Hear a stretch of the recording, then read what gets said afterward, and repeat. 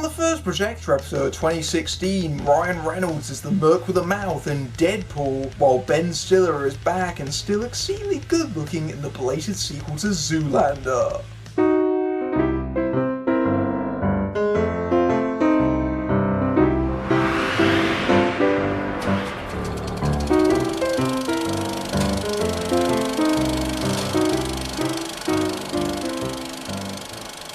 Hello and welcome to Projector, and firing first, Ryan Reynolds gets sassy in red spandex and breaks the fourth wall in Deadpool. When Wade Wilson, played by Ryan Reynolds, discovers he has terminal cancer, he decides to accept an experimental treatment rather than put his girlfriend Vanessa, played by Morena Baccarin, through the pain of seeing him die. Unfortunately, the treatment administered by the sadistic Ajax, played by Ed Skrein, is subjecting Wade to excruciating torture and pain until his mutant genes are activated. The treatment is a success, granting him near-invincible healing powers, but it also leaves Wade severely disfigured and mentally unstable, vowing revenge on Ajax and sets out to find him, hidden behind a mask and a new identity, Deadpool. So it's been 7 long years since they colossally screwed up Deadpool in his first film incarnation in the hilariously awful X-Men Origins Wolverine, where they sewed up his mouth and gave him stupid katana blade arms. Yeah, that was one of the worst parts of that movie. Anyway, ever since then, Ryan Reynolds has pledged that he wanted to do a spin-off solo film that was more faithful to the character. In fact, if you remember, Wolverine actually had a very hastily reshot post-credit scene to imply that Deadpool might come back in a, a little bit more, actual Deadpool kind of way. As it turns out, it's taken a lot longer than expected, mostly because Fox didn't want to make the movie up until the test footage from 2012 leaked out on the internet to an overwhelmingly positive response. And so we get this movie on a moderate budget. But we get this movie. So really, Deadpool's existence is entirely fan-based, and you can tell that they've really tried to exploit that in the marketing. They've really tried to get comic book fans on board for this movie and really hyped it up. Now, the opinions on Deadpool have been very, very polarising. Either people really hate it, or they really like it and they think it's a game-changing movie. Well, let me tell you, I thought this was extraordinarily average. Deadpool is not the best comic book movie ever. It's not even the best R-rated comic book movie ever. But it is enjoyable. I will say that. It is a fun movie in places. And really, when it works, it's incredibly entertaining. And the bits that work are the bits where Ryan Reynolds is in full costume, mask on, as Deadpool. The opening of the film, for example, has these fake opening credits, and then it goes into a variation of the test footage, not shot for shot, but pretty close. And that opening stretch of the movie feels exactly what you pay to see when you go see a Deadpool movie. A character who is incredibly self-reflexive and breaking the fourth wall and always firing out the jokes like bullets. And to be honest, in these sections, those sorts of comedic volleys, those genuinely work. That those sequences have a real energy behind them. The problems with Deadpool come when he's not in costume, because large segments of Deadpool, especially for the first 2/3 of it, are actually in flashback, because it's yet another version of an origin story. And really, Deadpool, which has been promised as sort of breaking the mould of superhero movies, which this genre desperately needs, what this genre does not need is yet another origin story. It doesn't need one. If anything, the opening stretch of the movie proves that Deadpool can just appear on screen as a completely self-contained entity with no backstory whatsoever, and he would work. We would still care about that character. If you want to be tearing up cliches, the biggest cliche of all is having an origin story as your first movie in a franchise starter. And to be honest, the origin story part is the least interesting bit of the movie. There's a reason why, if you've seen the trailers, they sum up the entire origin story section in the first minute. It takes Deadpool the movie at least an hour to get to that point. If you were to play this as a conventional narrative and put the Deadpool sequences that surround the flashbacks in their actual place, you wouldn't actually see Deadpool in the movie until a good hour into it, at least halfway through. And that's the other big problem with Deadpool, is that behind all this facade of sort of edginess and, oh, we're really pushing the R-rated values here, honestly, it's not. That's not a bad thing. It's just not. It's not as sharp or as insightful or as really as vicious as it could be. The superhero movie genre is something that really deserves to be torn apart and sort of reborn again, and Deadpool could have done that, but it doesn't. It just plays it very, very safe. The thing is, large segments of Deadpool are dominated by the one thing that you wouldn't expect a Deadpool movie to be about, which is a love story. The story with Morena Barakin's hooker with a heart of gold. I didn't feel that at all. To be honest, that feels, again, such a cliche. It should be the sort of thing that Deadpool should be dismantling, especially the hooker with a heart of gold thing. Yeah, this movie is very juvenile, but not in the sort of good rebellious ways, more in the sort of let's have a strip club scene because it's an R-rated movie, and R-rated movies used to have completely gratuitous nudity supplied by strip club scenes. Let's have that! Completely without any irony.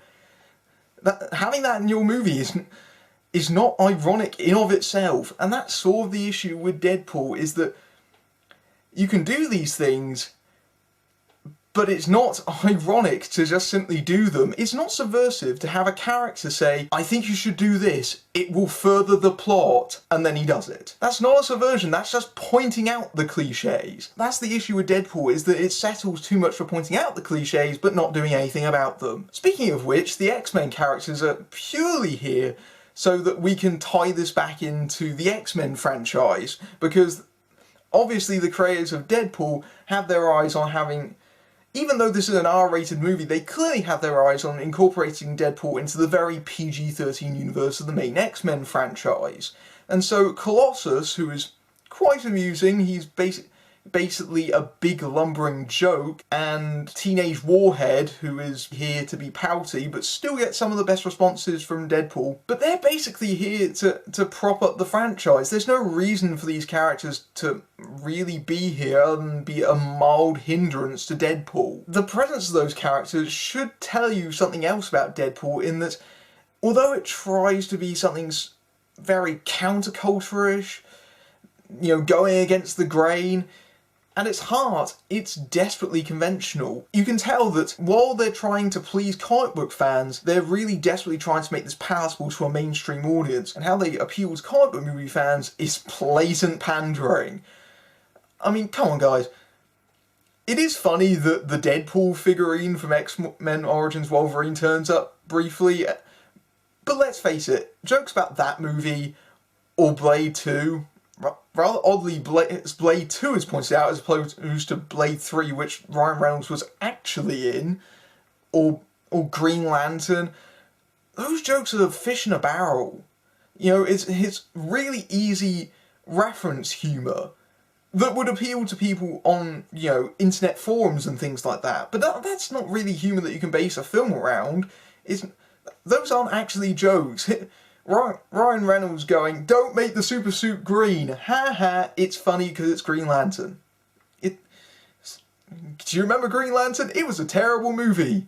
Ha. And while we're on the subject, the villains of the movie are completely disposable. I know that's not surprising in a comic book movie. They really seem to be having trouble creating good villains, but in this case they are absolutely blank slates. You have Ajax, aka Francis, but don't call him that, he really doesn't like it, who was also subjected to the same treatment that Wade undergoes, but his side effect, all his nerve endings have been damaged, so he doesn't feel pain anymore, or remorse for that matter. And he's a very flat villain, because obviously he's just a generic stock character to have someone for Deadpool to fight against in the finale. And then you have Gina Carano, who gets even less to do as Angel Dust. Carano only says 2 lines in the movie, I think? She doesn't even directly face off against Deadpool at any point in the movie either. Again, she's just there because they need a character for the X-Men characters to face off again at the end. And when you have a main character who just spouts off one-liners and makes jokes constantly, you don't need another comic relief character.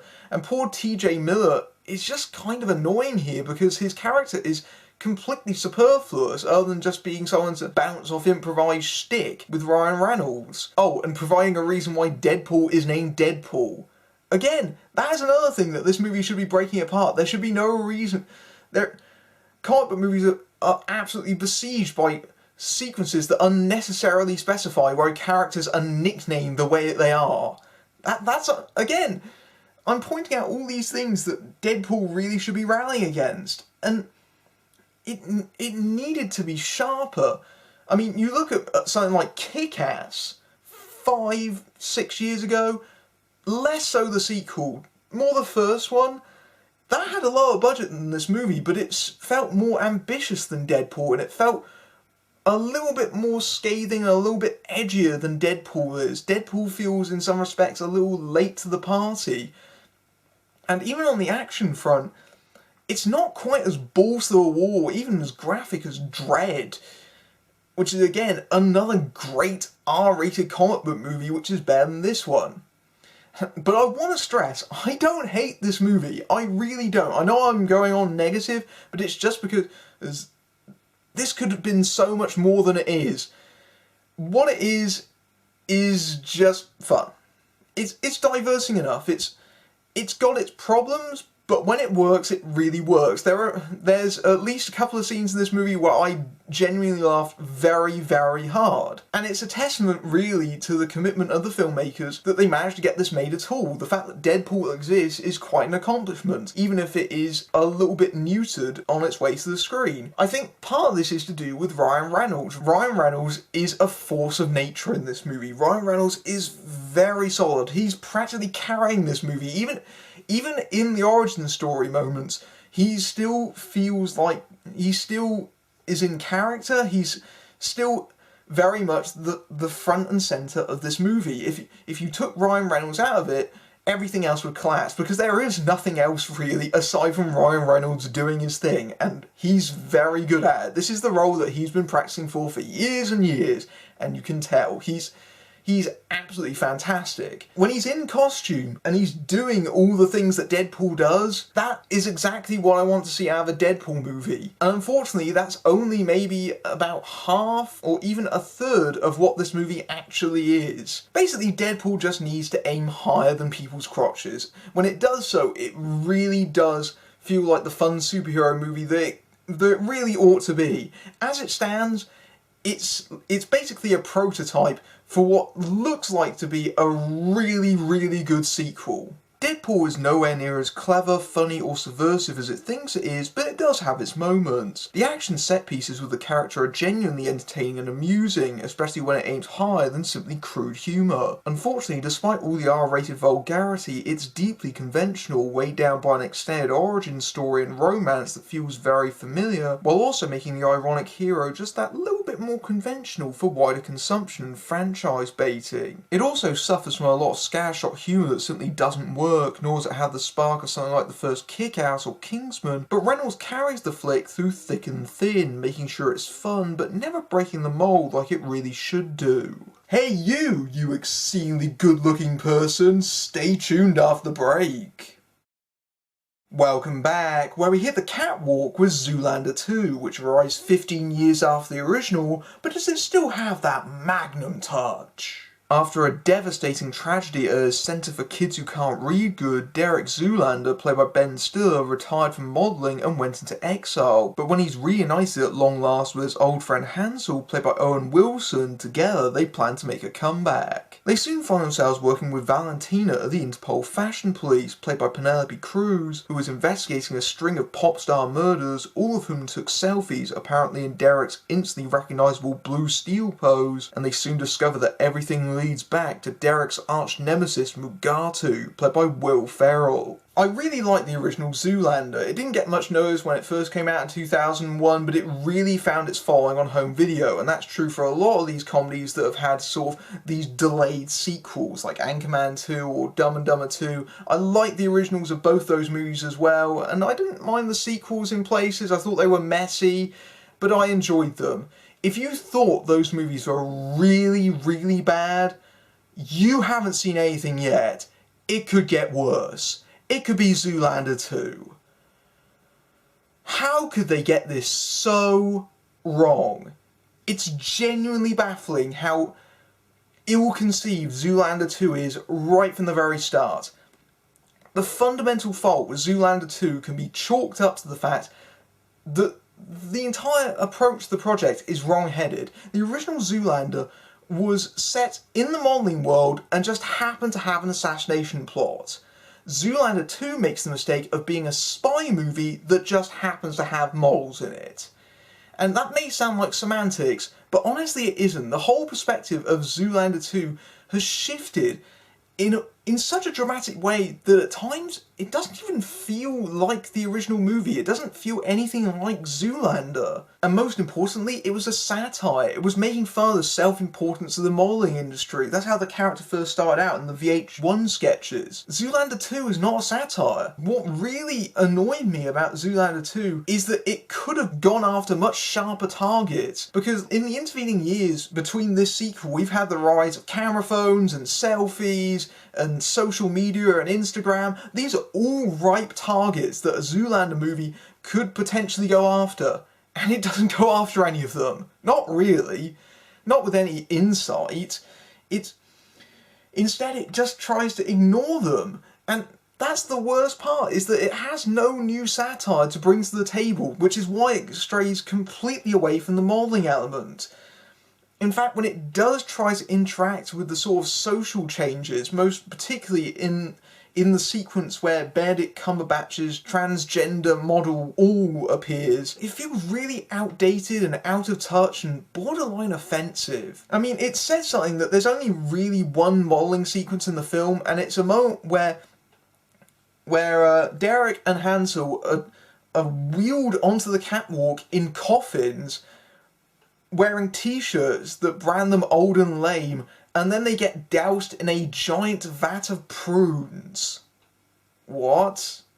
What? And that joke is part of the problem, and the gags aren't funny, they're just sort of weird now. Zoolander 2's a very awkward movie, but it seems intentionally awkward. The timing of the jokes feels really off. Stiller especially likes to linger on gags for way longer than he should do.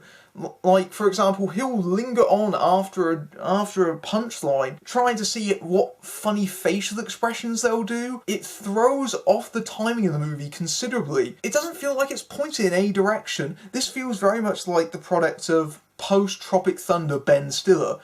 It's funny how much this movie doesn't feel like the original, considering that it has all the creative team in it. It's the product of 4 different writers, including Stiller and Justin Theroux. Justin Theroux also turns up as the DJ character from the original film. Nearly all the original cast of Zoolander are incorporated in some way. But you have all these different plot lines, and the sort of return to modelling with Derek and Hansel is almost immediately discarded. That's not even the crux of the story whatsoever. As someone who enjoys the original film, it also does one of the things that I hate most about comedy sequels, in that it has to reset the original character back to basics.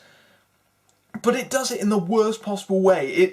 It does it by completely demolishing the happy ending in the original movie.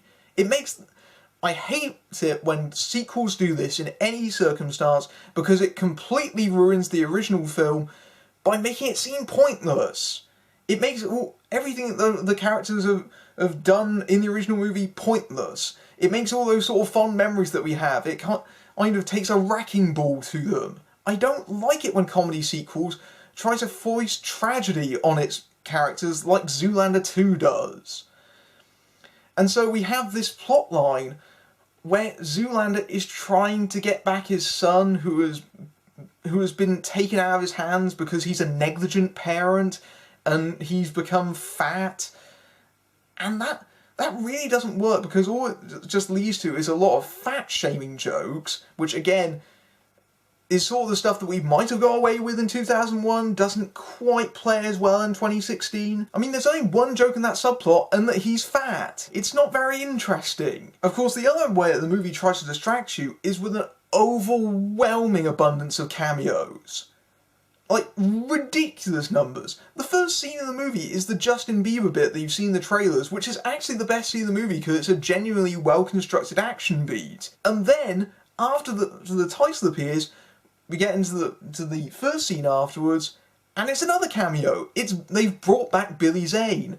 Billy Zane, who was only partially in the first movie, now they give him a whole scene.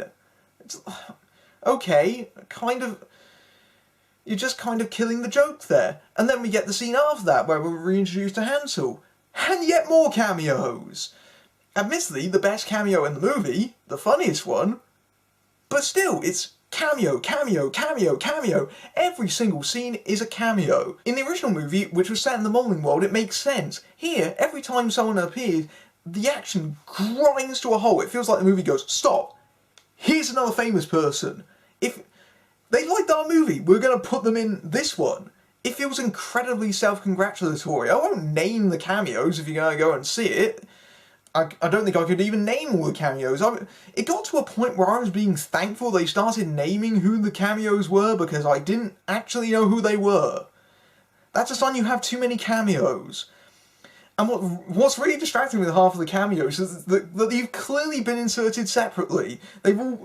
Half of them have clearly been shot on a green screen, and they've been spliced into scenes. It feels incredibly disorientating. That's the other thing that Zoolander 2 does as well. It does that comedy sequel thing where it brings back all the jokes. It tries to mine fans' nostalgia of the original movie by bringing back all the memorable bits from the first movie, but then it overplays them so it's not funny. There was a joke in the first movie about Hansel having an orgy. That turns into a running joke in this movie in that he has an orgy party. And they keep bringing it back and bringing it back and bringing it back. You remember how there was a cameo by David Bowie in the first movie. He obviously doesn't come back in this one, but there's another rock star in this movie who has a very prominent cameo. It's not just one scene, he keeps being brought back again and again and again, and it's with diminishing returns, and that's what this all is, it's diminishing returns. The new stuff doesn't really work because there's no groundwork. For example, Kristen Wiig's character, you've probably seen her in the viral video where she's promoting her cosmetics range. Her really ridiculously fashioned, really scrunched up face and sort of the elongated funny vowels. That character is the most promising new character in Zoolander 2, which is why it's extremely annoying to say that she's barely even in the movie. She's maybe not even in it for 10 minutes tops. It's a complete waste of Wiig and that character who could have been used to such points of potential. Others don't even work to begin with. There's a hipster character in this movie that has no purpose being here. He's just there. And then, worst of all, Fred Armisen plays an 11-year-old boy, which they do in the Fred Claus style of putting his head and CGIing it onto a little boy. Genuinely creepy. And you just watch that moment and you think, why? What possessed Stiller to think that that was funny? It's almost an hour before Will Ferrell finally shows up again as Mugatu. Back in 2001, Will Ferrell wasn't a household name. Elf and Anchorman were a few years away. Now he's a big star, and there's obviously been this problem in that they're trying to accommodate to everyone's schedule, so he's only really in the last act of the film, which is a real letdown because he was one of the best parts of the original, and as soon as he appears on screen, suddenly something miraculous happens. It starts feeling like Zoolander again. It suddenly starts being funny for about 10 minutes. It suddenly... Will Ferrell gives this a real shot in the arm. And then it completely loses its way again. And I know Zoolander is not exactly a masterclass in plotting, but It had a story and a structure and a clear direction. Zoolander 2 is a mess. It goes in all these different places and it doesn't even make sense on a surface level. By the time of the climax, where Mugatu and his followers are kitted out in costumes from The Cell for some reason, and Will Ferrell ends up hanging in the air for what feels like an eternity, it feels like the movie is actively crumbling around. It's almost disintegrating under the weight of cameos and nonsense and callbacks, and it's just... I just felt sad and so let down by this movie. I'll put it to you this way, there are a lot of people that really didn't like the first Zoolander. They thought it was just plain stupid as opposed to stupid funny. Fair enough. This feels like the movie that they were seeing the first time around. It is one of the first big disappointments of 2016. Zoolander 2 is a savagely disappointing sequel, but made especially bewildering because the entire creative team of the original don't seem to understand what made it work in the first place. It drowns in a sea of almost constant and distracting cameos that feel self-congratulatory, and the emphasis on the spy film elements means it hardly even feels like the original, except for the countless moments where it recycles gags from the first film, trying desperately for residual affection from its fans. Bloated with too many subplots and with a complete lack of focus or restraint, this feels extremely outdated and tone deaf, with a lot of the humour being incredibly awkward. This is an absolute mess from start to finish that is a total letdown if you enjoyed the previous outing. On the next episode, an all-star cast works on both sides of the law to pull off a heist in 999, but until then, I'm Matthew Buck, fading out. Derek, I'm handsome, you jealous, I could tell it from facial expressions.